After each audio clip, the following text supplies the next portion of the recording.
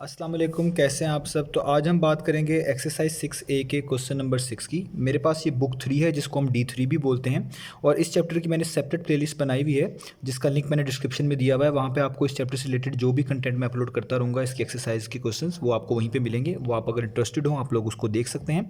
तो आइए question number 6 को स्टार्ट करते हैं। इससे पहले मैं डिफरेंट क्वेश्चन इस चैप्टर इस एक्सरसाइज के जो है अपलोड कर चुका हूँ। क्वेश्चन नंबर 6 की स्टेटमेंट ये है, the points P Q R have coordinates this this and this. तो यहाँ पे 3 पॉइंट्स का जिक्र किया जा रहा है, P Q और R, और इन तीनों पॉइंट्स के जो कोऑर्डिनेट्स हैं वो तरतीब के साथ यहाँ पे बताए हुए हैं। ये पहला जो पॉइंट है ये P है, इसका x कोऑर्डिनेट 6 है और y कोऑर्डिनेट -11 है। इसी तरीके से दूसरा पॉइंट Q है जिसका x कोऑर्डिनेट k है और y कोऑर्डिनेट -9 है, और आखिरी पॉइंट R है जिसका x कोऑर्डिनेट 2k है और y कोऑर्डिनेट -3 है रिस्पेक्टिवली का मतलब है तरतीब के लिहाज से पहले वाला पॉइंट P है, दूसरा वाला पॉइंट Q है और तीसरा वाला पॉइंट R है। If the gradient of PQ is equal to the gradient of PR, find the value of K। वो कह रहे हैं अगर हम ग्रेडियंट निकालें P और Q का मतलब है इस पहले और दूसरे पॉइंट का ग्रेडियंट निकालें। यानी आप P और Q को मिला रहे हैं, इसको मिलाने से कोई लाइन बनेगी और उस लाइन का अगर आप ग्रेडियंट निकालें यानी उस लाइन का नाम होगा PQ, तो वो इक्वल आएगा to the gradient of PR, उसके ग्रेडियंट से जो आप पहले पॉइंट का और आखिरी पॉइंट का निकालें। यानी पहले दो पॉइंट्स का ग्रेडियंट इक्वल आएगा पहले और आखिरी पॉइंट के ग्रेडियंट का। तो बताएं find the value of K की वैल्यू क्या होगी। तो सिंपल सा क्वेश्चन है, इसमें आपने पहले दो पॉइंट्स का ग्रेडियंट निकालना है, फिर पहले और आखिरी पॉइंट का ग्रेडियंट निकालना है, उनको आपस में इक्वल रख लेना है और एक K की वैल्यू निकाल कर दिखा देनी है। आइए इसको हम स्टार्ट करते हैं।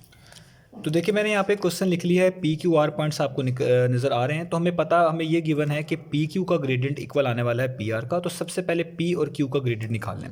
तो मैं यहाँ पे लिखूँगा ग्रेडियंट ऑफ PQ। ये PQ बेसिकली एक लाइन बनेगी, P और Q को मिलाने से उसका ग्रेडियंट यहाँ पे हम निकालेंगे। तो PQ का जो ग्रेडियंट है उसका फॉर्मूला आपको पता ही है कि ग्रेडियंट का फॉर्मूला होता है चेंज इन y यानी y2 - y1 divided by change in x यानी x2 - x1। अब y2 क्या होता है, y1 क्या होता है, जो दूसरा पॉइंट होता है जैसे PQ है, तो ये दूसरा जो पॉइंट है इसका ये वाला कोऑर्डिनेट x1 कहलाता है, ये वाला कोऑर्डिनेट x2 कहलाता है, ये वाला कोऑर्डिनेट y2 कहलाता है, और जो पहला पॉइंट होता है उसका पहला वाला कोऑर्डिनेट x1 और दूसरा वाला कोऑर्डिनेट y1 कहलाता है। यानी ये P जो पहला पॉइंट है इसके पहले वाले कोऑर्डिनेट को x1 y1 कह लें और इसको आप x2 और y2 कह लें।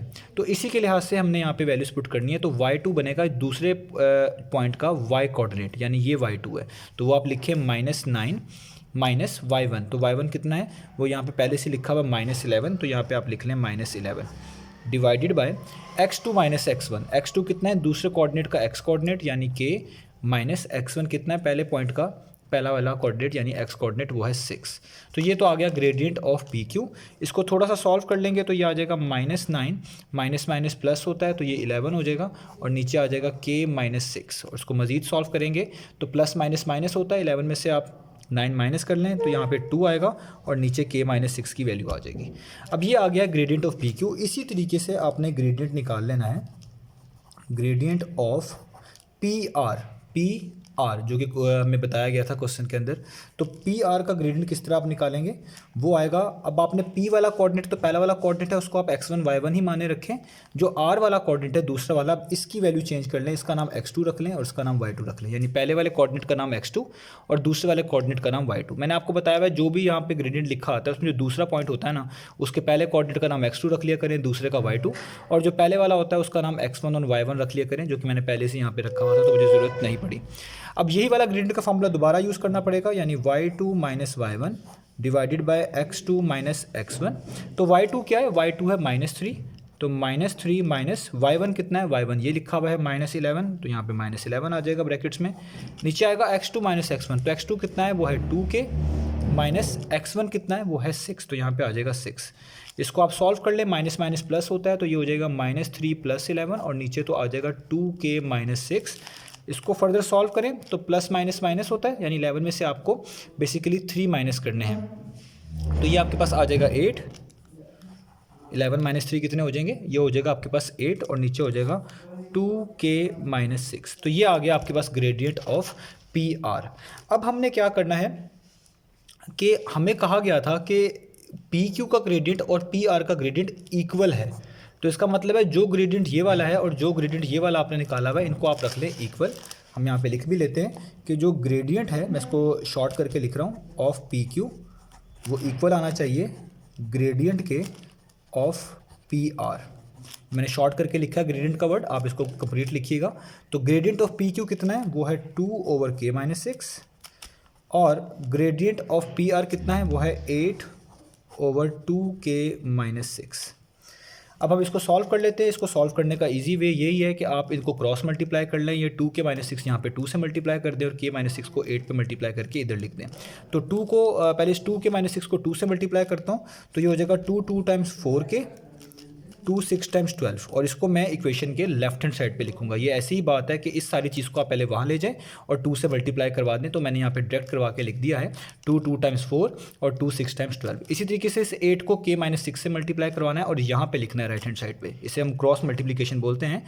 तो 8 को पहले फर्स्ट वाले k से, यानी 8 को k से मल्टीप्लाई करेंगे तो 8k आ जाएगा, और 8 को हम जब मल्टीप्लाई करेंगे बेसिकली 6 से, तो आपको पता है 8 6 टाइम्स कितना हो जाएगा, वो हो जाएगा 48।